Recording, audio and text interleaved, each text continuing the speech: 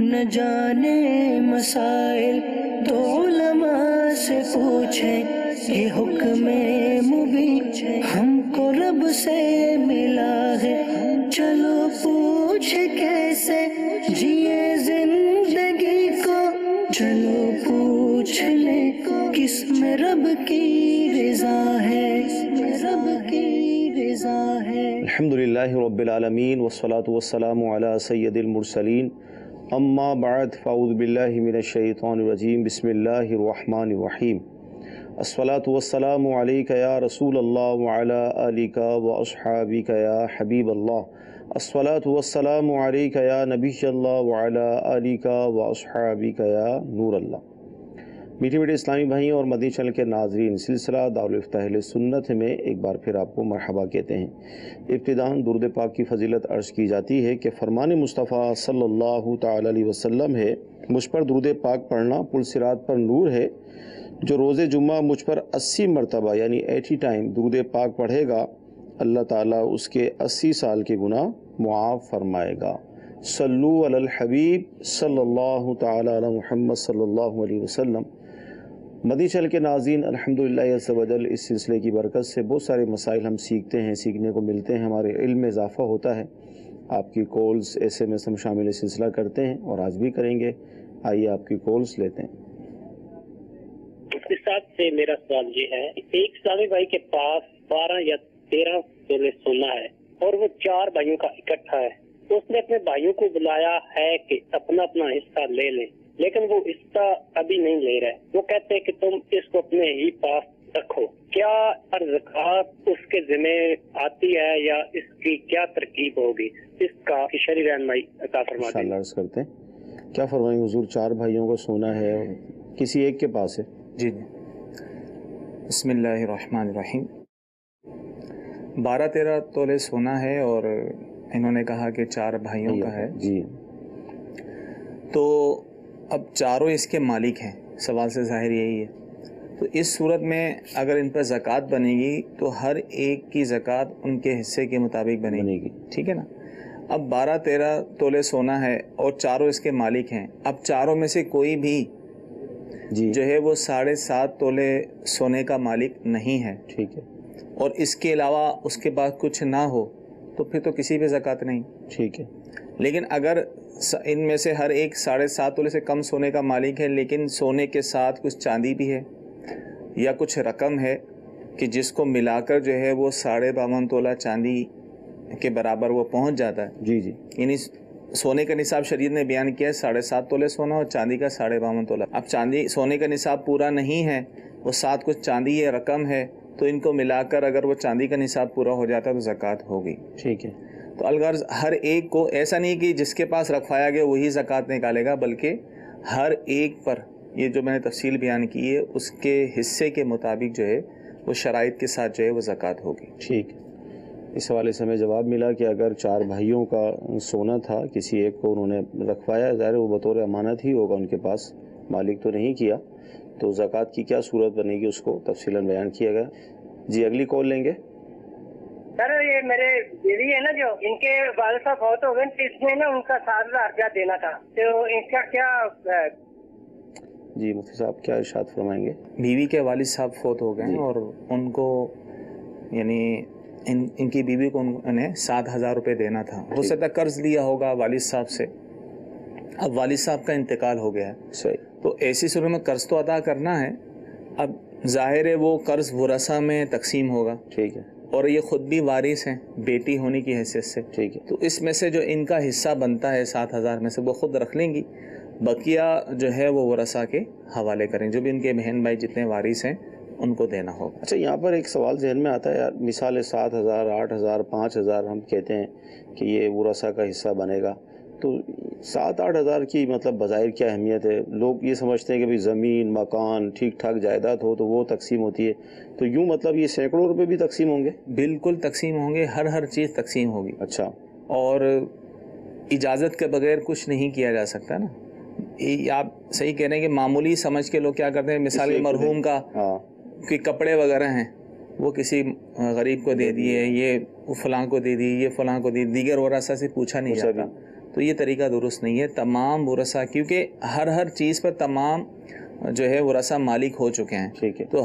تمام کی جو عاقل بالغ ورثہ ہیں ان کی رضامندی جو ہے وہ ضروری ہوگی.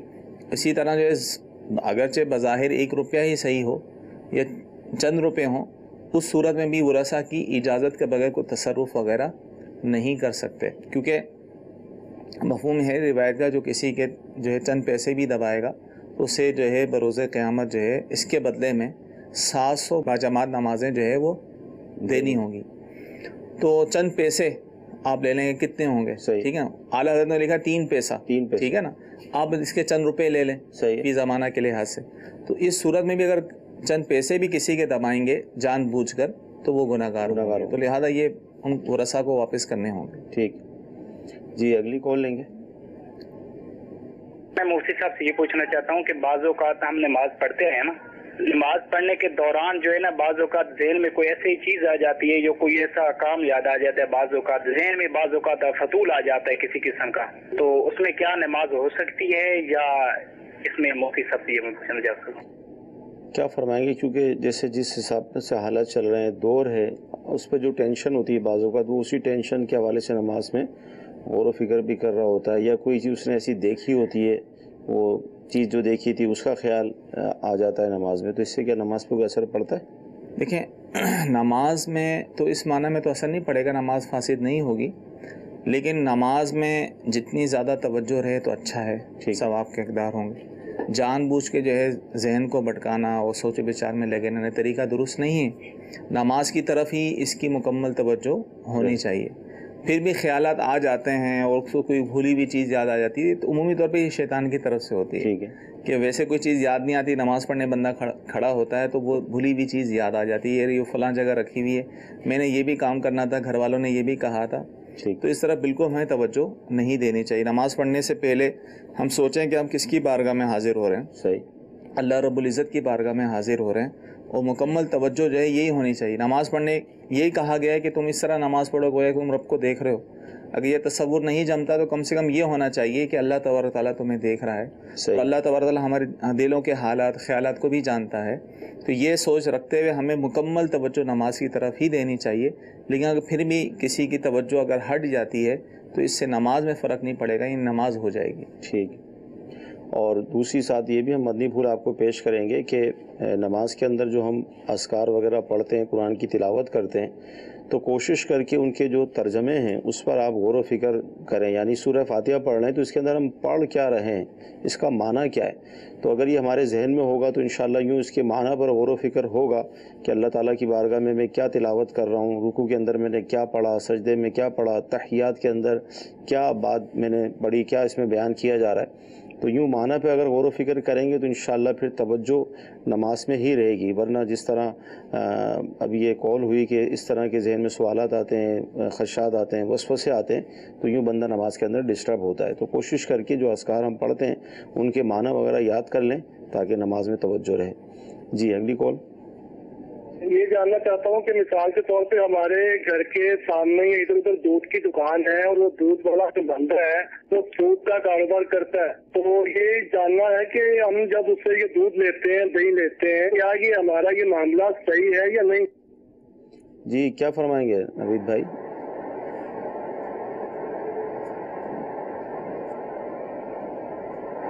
اس میں سب سے پہلا جواب تو یہ ہے کہ اللہ تبارک و تعالیٰ کا فرمان ہے لا تزر وازرۃ وزر اخری، کہ کوئی بوجھ اٹھانے والی جان دوسرے کا بوجھ نہیں اٹھائے گی. ٹھیک. اب دودھ بیچنے والا سود کا کاروبار کرتا ہے، سود پر لین دین کرتا ہے، تو یہ سارا گناہ اس کے اوپر ہے.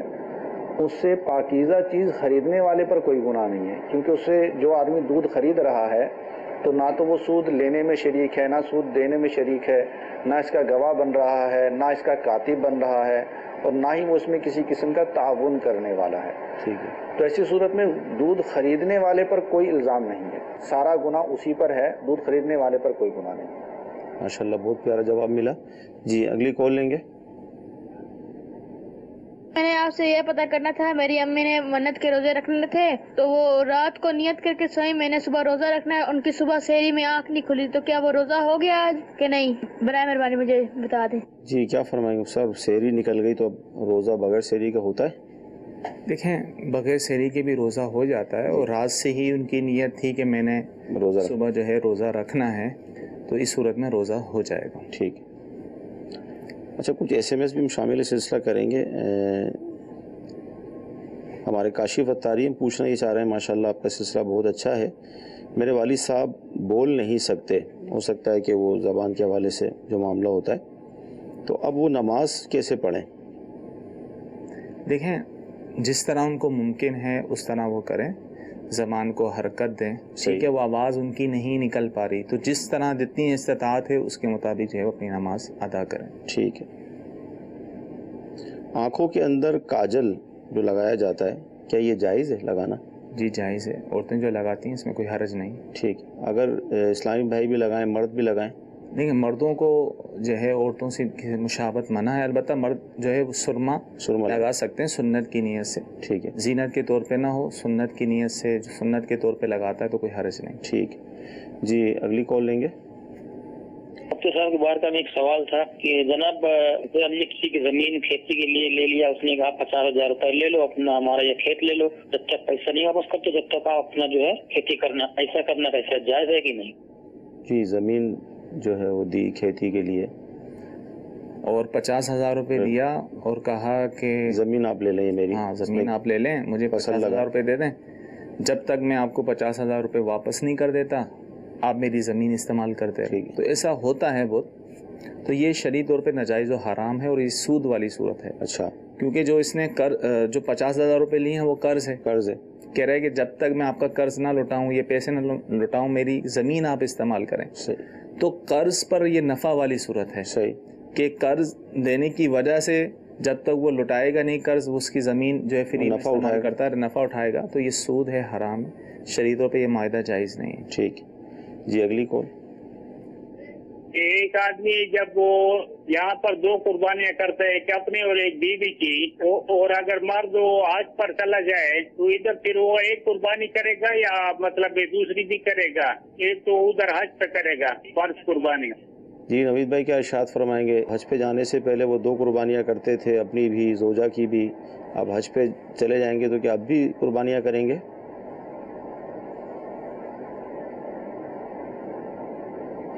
اللہ تبارک و تعالیٰ ان کو حج مقبول و مبرور کی سعادت نصیب فرمائے. آمین. اور ان کے صدقے میں ہمیں بھی سعادت نصیب فرمائے حج کی. تو ان کا جو سوال جو ہے نا قربانی کے بارے میں، تو قربانی کی جو شرائط ہیں ان کے اندر ایک شرط تو یہ ہے کہ وہ غنی ہو، کہ آدمی غنی ہوگا تو اس پر قربانی واجب ہوگی، اور اگر غنی نہیں ہے تو قربانی واجب نہیں ہے. اور دوسری جو ہے وہ ہے کہ وہ مقیم ہو. صحیح. کہ غنی ہونا اور مقیم ہونا یہ ضروری ہے. آدمی اپنے شہر میں موجود ہے، غنی ہے، تو وہ قربانی کرے گا اپنی. اب حج کے لیے جو لوگ جاتے ہیں یہ زیادہ تر مقیم نہیں ہو پاتے. اب مقیم کا مطلب یہ نہیں کہ ہمیشہ کے لیے اس جگہ کو وطن بنا لیا، ہمیشہ کے لیے وہاں پر اب رہنا ہے. مقیم سے مراد یہ ہے کہ کسی خاص جگہ پر 15 دن اور 15 راتیں ٹھہرنے کی نیت کر لے. 15 دن سے بھی مراد 15 راتیں ہے، کہ 15 راتیں ٹھہرنے کی نیت کر لے کہ اس جگہ پر میں نے 15 راتیں ٹھہرنا ہے، تو وہ اس جگہ پر مقیم ہو جائے گا. اب حج پہ جانے والا جو بھی آدمی ہوتا ہے عمومی طور پر اس کو مکہ میں 15 دن نہیں ملتے. ان کا جو جدول ہوتا ہے وہ ایسے ہی ہوتا ہے کہ اگر شروع کے دن وہ مکہ میں ٹھہرا ہے تو عمرہ وغیرہ کیا، اس کے بعد پھر مدینہ شریف چلا گیا، مدینہ شریف جانے کے بعد یکم ذی الحجہ یا 4 یا 5 ذی الحجہ کو وہ مکہ آیا، اس کے بعد پھر وہ حج کا احرام باندھے گا. تو یوں مکہ میں اس کو مکمل 15 دن متصل نہیں مل پاتے. صحیح. تو 15 دن متصل نہ ملنے کی وجہ سے وہ مسافر ہی رہتا ہے. ٹھیک. تو مسافر رہنے کی وجہ سے عید کی قربانی اس پر لازم نہیں ہو پاتی. صحیح. اب جو حج کی قربانی کرتے ہیں بعض لوگ یہ سمجھ لیتے ہیں کہ حج کی قربانی ہی عید کی قربانی ہے. تو حج کی قربانی ایک الگ ہے، یہ الگ سے نسک ہے، عبادت ہے، یہ عید کی قربانی نہیں ہے. حج قران اور تمتع کرنے والے پر یہ حج کی قربانی واجب ہوتی ہے، اور حج افراد کرنے والے کے لیے حج کی قربانی مستحب ہے. تو یہ جو بھی مستحب ہے یا واجب ہے بہر صورت یہ حج کی قربانی ہے، یہ عید کی قربانی نہیں ہے. صحیح. تو اب اگر حاجی غنی ہے اور مسافر ہے تو اب اس پر عید کی قربانی کرنا واجب نہیں ہے. وہ کرنا چاہے تو کر سکتے ہیں، اور وہ مدینے میں کرنا چاہیں، مکہ میں کرنا چاہیں تو وہاں پر بھی اپنی عید کی قربانی کر سکتے ہیں. یوں چاہتے ہیں کہ میری قربانی میرے وطن پاکستان میں ادا کر دی جائے تو یہاں پر بھی ان کی طرف سے قربانی کی جا سکتی ہے. لیکن چونکہ یہ مسافر ہیں تو مسافر ہونے کی وجہ سے ان پر قربانی کرنا واجب نہیں ہے، ان کے لیے مستحب ہے. ٹھیک. ہاں اگر ان کا جدول ایسے بنتا ہے کہ ان کو مکہ میں 15 دن متصل مل جاتے ہیں اور عید کا دن بھی ان 15 دنوں کے اندر آتا ہے اور وہ مقیم ہوتے ہیں تو اب ایسی صورت کے اندر ان پر عید کی قربانی واجب ہو جائے گی. ٹھیک ہے. تو اب چاہے عید کی قربانی حج کے ساتھ مکے میں کریں یا پھر پاکستان میں اپنی عید کی قربانی کروائیں. ٹھیک. اور عید کی قربانی کے اندر ایک اور چیز جو ضروری ہے وہ یہ ہے کہ اگر آدمی کہیں اور ہے اور عید کی قربانی کسی اور جگہ پر ہو رہی ہے تو دونوں جگہ پر عید کا وقت ہونا ضروری ہے. ٹھیک. عمومی طور پر جو عرب شریف ہے یہاں پر عید کا دن ایک دن پہلے آ جاتا ہے اور پاکستان میں عید کا دن ایک دن بعد آتا ہے تو فقط 2 دن جو درمیان کے ہوں گے یہ دن ایسے ہوں گے کہ جن میں عرب والے کی قربانی پاکستان میں ہو سکتی ہے. ٹھیک ہے. پہلے دن نہیں ہو پائے گی کہ پہلے دن عرب میں تو عید کا دن ہے، پاکستان میں عید کا دن نہیں ہے، اور آخری دن یوں نہیں ہو پائے گی کہ پاکستان میں تو عید کا دن باقی ہے لیکن عرب میں عید کا دن موجود نہیں ہے. تو درمیان کے جو 2 دن ہیں ان میں عرب میں رہنے والے کی طرف سے قربانی ہو سکتی ہے. عام دنوں میں عمومی طور پر ہوتا یہ کہ ایک دن پہلے ہو جاتا ہے، لیکن اگر شاذ صورت ہے کہ کبھی کبھار پاکستان میں اور عرب میں دن برابر ہو جاتے ہیں، ایسا ہونا بھی ممکن ہے. اگر دن برابر ہو جاتے ہیں تو 3 دن قربانی ہو سکتی ہے. اچھا، ساتھ میں انہوں نے یہ بھی ارشاد فرمایا تھا کہ اپنی زوجہ کی بھی قربانی ان کی طرف سے کیا کرتے تھے. اب اگر یہ حج پر ہیں تو ان کی زوجہ کیا کریں گی؟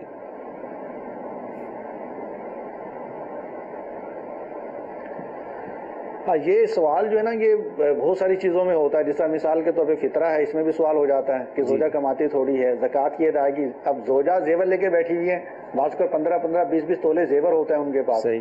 اور وہ غنیہ ہوتی. شوہر بیچارہ جو ہے وہ شریف فقیر ہوتا ہے. تو اب وہ کہہ دیتے ہیں کہ بیوی کماتی تھوڑی ہے، بیوی کہہ دیتی ہے میں کماتی تھوڑا ہوں، اس پر قربانی واجب ہے، تو بھی کہہ دیتے ہیں کہ یہ کماتی تھوڑا ہے. شوہر بھی کہہ دیتے ہیں کماتی تھوڑا ہے. اب جو بیچارہ عمومی طور پر شوہر شرعی فقیر ہوتا ہے، زیادہ تر شرعی فقیر ہوتا ہے. آج کل عمومی طور پہ جو لوگ کما رہے ہوتے ہیں 30,000 40,000 25,000 تو وہ اخراجات میں خرچ ہو جاتے ہیں. سیونگز وغیرہ مردوں کے پاس کم ہوتی ہیں. صحیح. تو وہ شریف فقیر ہوتے ہیں. شریف فقیر ہوتے ہوئے بچوں کی امی کی زکوٰۃ ادا کر رہے ہوتے ہیں، ان کی طرف سے قربانی کر رہے ہوتے ہیں، ان کا فطرہ ادا کر رہے ہوتے ہیں. حالانکہ ان میں سے کچھ بھی شوہر پر لازم نہیں ہے. صحیح. بیوی غنی ہے تو بیوی پر واجب ہے کہ یہ اپنے کام وہ خود کرے، اپنی زکوٰۃ خود ادا کرے، اپنا فطرہ خود ادا کرے، اپنی قربانی خود کرے، یعنی قربانی کا جانور خود اپنے پیسوں سے خریدے. شوہر پر یہ چیزیں کرنا لازم نہیں ہے. صحیح. ہاں اگر شوہر بیوی پر احسان کرتے ہوئے کر دیتا ہے کہ بیوی کی زکوٰۃ اس کی اجازت سے ادا کر دیتا ہے، اس کی طرف سے قربانی اس کی اجازت سے کر دیتا ہے، اس کی اجازت سے فطرہ وغیرہ ادا کر دیتا ہے تو یہ ادا ہو جائے گا. ٹھیک ہے، یہ جواب مل گیا. اگلی کال دیجیے. میرے پاؤں میں چوٹ لگی ہوئی ہے تو میں 2 جانوں نہیں بیٹھ سکتا، اس کی جگہ مجھے پالتی مار کر نماز پڑھنی پڑتی ہے. تو اب جماعت کے ساتھ صف میں اس میں کیسے نماز پڑھ سکتے ہیں اور اس کے لیے کیا احتیاط ہو سکتی ہے؟ صف میں تو ظاہر دشواری تو ہوگی، لیکن کیا جماعت چھوڑنے کے لیے عذر بنے گا؟ یہ دیکھیں پاؤں میں چوٹ لگی ہے اور کہہ رہے ہیں کہ 2 زانوں نہیں بیٹھ سکتے، تو اگر تو یہ زمین پر سجدہ کر سکتے ہیں تو انہیں باقاعدہ کھڑے ہو کر نماز پڑھنی ہوگی. البتہ بیٹھنے کی صورت میں انہیں اجازت ہوگی جس طرح آسانی ہو آلتی پالتی مار کر جس طرح ممکن ہو بیٹھ جائیں. ٹھیک ہے. لیکن زمین پہ سجدہ کرنا ہوگا. لیکن اگر ایسی صورتحال ہے کہ زمین پر بھی سجدہ نہیں کر سکتے، صحیح، کہ وہ گھٹنوں پہ زور نہیں دے سکتے، کوئی چیز رکھ کر بھی، یعنی کوئی صورت نہیں بنتی کہ زمین پہ سجدہ کر سکیں، صحیح، تو ایسی صورت میں ان کے لیے پھر مستحب طریقہ یہ ہوگا کہ وہ بیٹھ کر اشاروں سے نماز پڑھیں. ٹھیک ہے. تو صف کے درمیان ہی بیٹھ جائیں، صف میں بیٹھ جائیں سیدھ میں بالکل، اور اشاروں سے جو ہے وہ نماز اپنی پڑھتے رہیں. ٹھیک. جی اگلی کال. فوت شدہ کی قضا نمازوں اور قضا روزوں یا فدیہ ادا کرنے کا طریقہ بتا دیں. جی، فوت شدہ کی نمازیں، روزے، ان کا فدیہ کس طرح ادا کیا جائے؟ ان کا فدیہ ادا کرنے کا طریقہ یہ ہے، دیکھیں اول تو اگر انہوں نے وصیت کی ہو کہ میرے مال سے میری نماز روزوں کا فدیہ ادا کیا جائے تو ان کے 1/3 مال میں سے، تہائی مال میں سے اس وصیت پر عمل کرنا ضروری ہوگا. ٹھیک ہے. اگر انہوں نے وصیت نہیں کی تو اولاد پر لازم تو نہیں ہے کہ ان مرحوم کے نماز وضو کا فدیہ دیں، لیکن پھر بھی دیتے ہیں تو اچھی بات ہے، اور اللہ کی رحمت سے امید ہے انشاءاللہ بری و ذمہ ہو جائیں گے۔ تو اس کا طریقہ یہ ہے کہ اب فوت شدہ جو ہیں مرد ہیں یا عورت ہیں، تو ان پر کتنی سالوں کی نمازیں قضا ہیں اس کا حساب لگائیں، ٹھیک ہے، روزے کتنے قضا ہیں اس کا حساب لگائیں۔ اندازہ زیادہ بھی لگ سکتا ہے، ٹھیک ہے، یہ بھی ہو سکتا ہے جب سے بالغ ہوئے جب سے بھی لگا لیں، جیسے عورت کا 9 سال کی عمر سے اور مرد کا جو ہے 12 سال کی عمر سے، ٹھیک، اس طرح حساب لگا لیں۔ نمازوں کا فدیہ کا طریقہ یہ ہے کہ روز کی 6 نمازیں شمار کی جائیں گی، کیونکہ وطر کو بھی علیحدہ نماز شمار کیا جاتا ہے، ٹھیک ہے، تو ایک نماز کے بدلے میں ایک فطرے کی رقم ہوگی۔ صحیح، اب مثال کے طور پہ ایک فطرے کی رقم 100 روپے ہے تو ایک دن کی نماز کی 600 روپے ہو گئے۔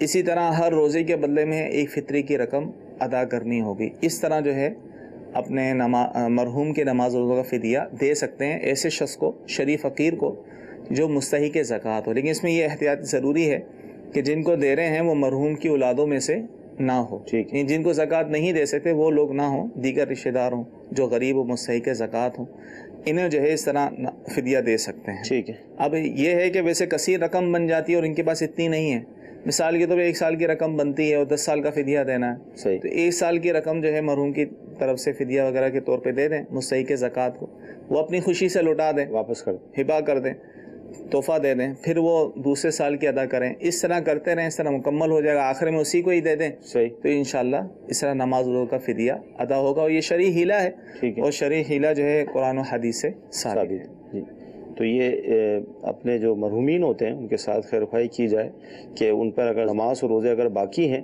تو جو ورثہ ہیں، ظاہر اگر والد تھے تو والد نے ساری زندگی خدمت کی اور کتنا مطلب وہ محنت اور مشقت سے اپنی اولاد کو پالتے ہیں، بالفرض اگر نماز کے حوالے سے کمزوری تھی تو اولاد کو چاہیے کہ خیر خواہی کرے، اگرچہ شرعاً وہ فرض یا واجب کا جو معاملہ تھا اس کو بیان کیا گیا، لیکن یہ خیر خواہی کرنی چاہیے۔ ممکن ہے کہ نماز نہ پڑھنے کی وجہ سے قبر کے اندر کچھ معاملات ہوں، یہ ہمیں پتہ نہیں ہے، لیکن ہماری یہ خیر خواہی انشاءاللہ تعالیٰ ان کو فائدہ پہنچائے گی، ضرور کرنا چاہیے۔ ہمارے ساتھ جامعۃ المدینہ کے طلباء کرام بھی سلسلے میں حاضر ہوتے ہیں، آئیے دیکھتے ہیں کہ وہ کیا سوال کر رہے ہیں۔ السلام علیکم ورحمۃ اللہ وبرکاتہ۔ وعلیکم السلام ورحمۃ اللہ وبرکاتہ۔ مفتی صاحب کی بارگاہ میں سوال ہے، کیا بچہ یا بچی کو سونے کی انگوٹھی پہنا سکتے ہیں؟ جواب ارشاد فرما دیجیے۔ دیکھیں، مردوں پر تو سونا پہننا حرام ہے، جس طرح مرد کے لیے حرام ہے اسی طرح کسی لڑکے کو پہنانا بھی جائز نہیں، پہنانے والا یہاں گناہ گار ہوگا اگر ناسمجھ بچے کو پہنایا۔ البتہ بچی کو پہنا سکتے ہیں کیونکہ عورت کے لیے جو ہے وہ سونا پہننا جائز ہے، تو لہذا کسی بچی کو پہنا سکتے ہیں لیکن لڑکے کو پہنانا جائز نہیں۔ جی، اگلی کال لیں گے۔ عقیقے کا جو جانور ہوتا ہے اس کا گوشت خود بندہ جو عقیقہ کرتا ہے اپنے بچوں کا، وہ اپنے گھر میں رکھ سکتے ہیں، وہ خود کھا سکتے ہیں، یا کہ اس کو غریبوں میں تقسیم کرنا ہوگا؟ اس بارے میں ہماری رہنمائی فرما دیجیے۔ جی، کیا فرمائیں گے؟ عقیقے کا گوشت خود استعمال کر سکتے ہیں؟ دیکھیں، عقیقے کا گوشت بالکل استعمال کر سکتے ہیں، اس کا حکم وہی ہوتا ہے جو قربانی کے گوشت کا ہوتا ہے۔ ٹھیک، اس طرح قربانی کا گوشت جو خود کھا سکتے ہیں، گھر میں رکھ سکتے ہیں، رشتہ داروں میں تقسیم کرتے ہیں، تو اسی طرح حکم یہی ہے کہ عقیقے کا گوشت چاہیں تو پورا پورا بھی رکھ سکتے ہیں، اور بہتر صورت یہ ہے کہ قربانی کی طرح بھی اس کے 3 حصے کر لیے جائیں، صحیح، ایک اپنے لیے، ایک رشتہ داروں کے لیے، ایک غربا کے لیے۔ یہ بھی ہو سکتا ہے پکا کے سب کی دعوت کر دی جائے، ہر کوئی کھا سکتا ہے، اس میں کوئی ممانعت نہیں۔ ٹھیک ہے۔ اچھا، ایس ایم ایس یہ ہے کہ اگر کسی عورت کے پاس 14 تولے سونا ہو اور شوہر اسے لے کر کسی کاروبار میں لگا دے تو اب زکوٰۃ کا کیا حکم ہوگا؟ دیکھیں، اب کاروبار کی شکل دیکھی جائے گی۔ اب اس نے، شوہر نے جو لیا ہے وہ تو بطور قرض لیا ہوگا، اگر تو بالفعل بطور قرض لیا ہے تو اس صورت میں جو ہے وہ زکوٰۃ تو واجب ہوتی رہے گی عورت پر۔ ہاں، جب وہ لوٹائے گا تو پھر اکٹھی زکوٰۃ نکالنا لازم ہوگا، سال بہ سال لازم ہوتی رہے گی، اور اس پر چونکہ لازم نہیں ہوگی، اس نے تو بطور قرض لیا ہے۔ صحیح۔ ہاں، اگر یہ ہے کہ قرضہ، کاروبار بڑھ جاتا ہے اور قرضہ مائنس کرنے کے بعد اس کے بعد نصاب کے برابر رقم پہنچ جاتی ہے اور بھی مال ہے تو اس صورت میں تو ہوگی، ورنہ نہیں۔ اگر 14 تولے سونے کا مالک کر دیا تھا شوہر کو تو پھر وہی زکوٰۃ دے گا، وہ کاروباری کی شکل میں مال تجارت والی صورت ہے تو اس میں جو بھی حساب لگا کر اسے زکوٰۃ ادا کرنی ہوگی۔ ٹھیک ہے۔ اچھا، اسی طرح ایس ایم ایس یہ ہے کہ اگر کوئی شخص نشہ کرتا ہے لیکن نشہ وہ کر رہا ہے لیکن ساتھ میں وہ کوئی کام وغیرہ بھی کرتا ہے تو اس کی کمائی کا حکم کیا ہوگا؟ وہ حلال ہوگی؟ دیکھیں وہ کمائی اس کی دیکھی جائے گی، مزدوری یعنی کام دیکھا جائے گا کہ کیا کام کرتا ہے. کام اگر حلال ہے، اگرچہ معاذ اللہ حالت نشہ میں کر رہا ہے، لیکن کام اگر حلال ہے تو اس کی آمدنی، اس کی کمائی بھی حلال ہوگی.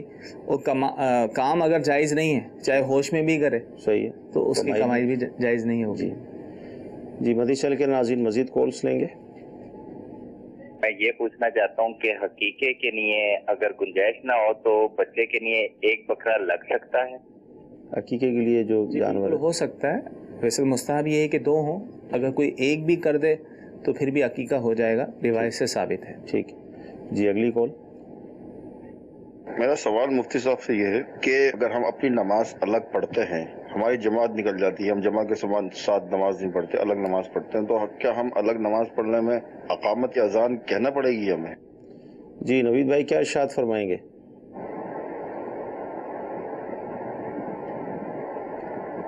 نماز پڑھنے والا اکیلا ہے اور وہ شہر میں نماز پڑھتا ہے تو اس کے لیے محلے کی اذان کافی ہے، تو نہ اس کو اکیلے آدمی کو اذان کہنے کی حاجت ہے اور نہ ہی اقامت کہنے کی حاجت ہے. ٹھیک. ہاں اگر چند لوگ جماعت کرواتے ہیں، جس طرح مثال کے طور پہ محلے کی مسجد کی جماعت ہو گئی ہے، چند لوگ آئے بعد میں اور وہ جماعتیں ثانی کروانا چاہ رہے ہیں، یا یہ مسافر تھے کہیں سے آئے چل کے اور علاقے میں محلے میں جماعت ہو چکی تھی، یہ جماعتیں ثانی کروانا چاہ رہے ہیں، تو اب بھی ان کے لیے اذان دینا ضروری نہیں ہے. اذان نہیں دیں گے، البتہ اقامت کہیں گے جماعت کی وجہ سے کہ جماعت کروا رہے ہیں. ٹھیک. اور اگر یہ ایسی جگہ پر جماعت کرواتے ہیں یا ایسی جگہ پر چلے جاتے ہیں کہ جہاں پر کوئی اذان وغیرہ نہیں ہوتی ہے، جس طرح کے سفر کے دوران ہوتا ہے، تو پھر ایسی صورت میں جماعت کروانے سے پہلے اذان بھی کہی جائے گی اور اقامت بھی کہی جائے گی. تو یہ تو جماعت کا معاملہ ہے. البتہ اگر کوئی انفرادی طور پر نماز پڑھنے والا ہے، جیسے کہ چرواہے وغیرہ ہوتے ہیں، اور آج کل کے دور میں بھی چرواہے پائے جاتے ہیں کہ جو دور دراز علاقوں میں صحراؤں میں نکل جاتے ہیں جانوروں کو چرانے کے لیے. اس طرح پہاڑی علاقوں میں جانور چرانے والے پہاڑوں پر چلے جاتے ہیں، پورا دن پہاڑوں پر رہتے ہیں. تو ان کے بارے میں یہ آیا ہے کہ ان کے لیے افضل یہ ہے کہ یہ اذان کہیں، اقامت کہیں اور اس کے بعد پھر یہ نماز پڑھیں. اور ان کے لیے یہ نماز پڑھنا بعض روایات کے مطابق جماعت سے بھی افضل ہے. سبحان اللہ. تو اگر یہ ان کے لیے ممکن ہو کہ یہ اذان کہہ سکتے ہیں، اگرچہ یہ منفرد ہیں، اکیلے ہیں نماز پڑھنے والے، لیکن چونکہ مفادات کے اندر ہے، جنگل میں ہے، صحرا میں ہے، پہاڑ پر ہیں، جماعت ان کو میسر نہیں ہے، تو اب یہ اذان کہتے ہیں اور اس کے بعد اقامت کہہ کے نماز پڑھتے ہیں، تو ان کے لیے یہ افضل طریقہ کار ہے. اور ایک ہی بات کے اندر کثیر فرشتے اس آدمی کے پیچھے نماز پڑھا. سبحان اللہ، سبحان اللہ، کیا بات ہے. نوید بھائی آپ کے لیے کچھ ایس ایم ایس کا بھی ہم جواب لیں گے. ایس ایم ایس یہ ہے کہ میرے پاس 8 تولہ سونا ہے، 4 تولہ میں نے اپنے بیٹے کے نام کر دیا ہے اور 4 تولہ سونا میں نے اپنے لیے رکھا ہے، تو کیا فرمائیں گے؟ زکوٰۃ کا حکم کیا ہوگا؟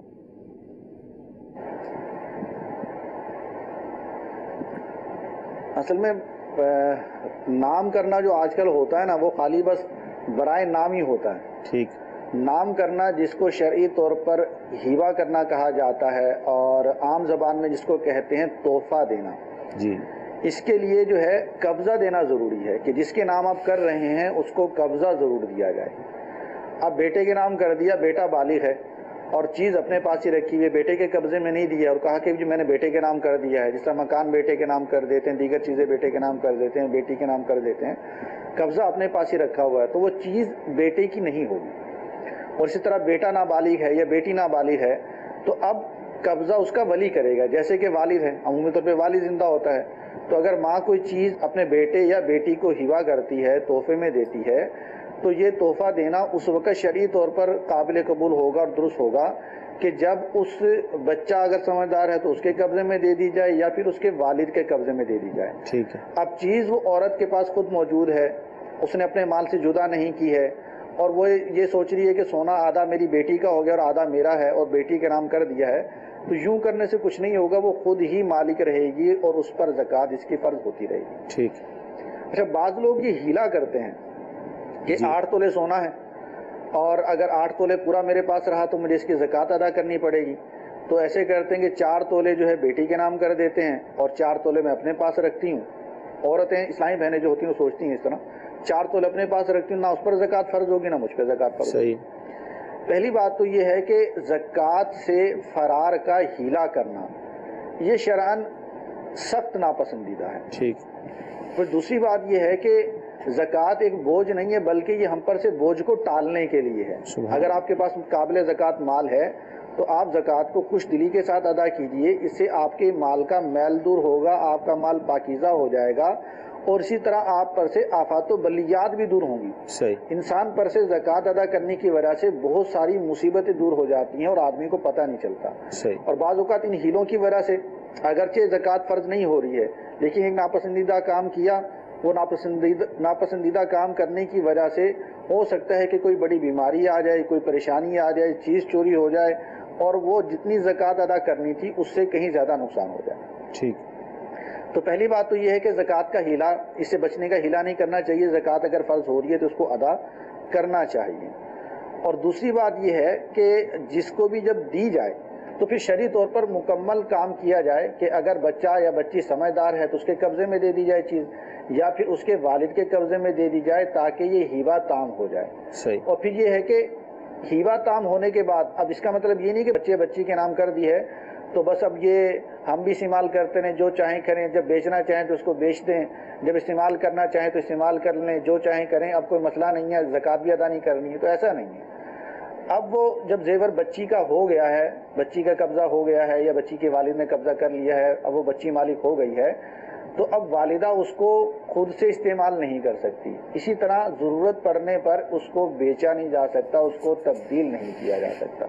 تو یہ سارے اس میں معاملات ہیں، ساری باریکیاں ہیں، یہ ذہن میں بھی رکھنی ہیں اور ان پر عمل بھی کرنا ہے.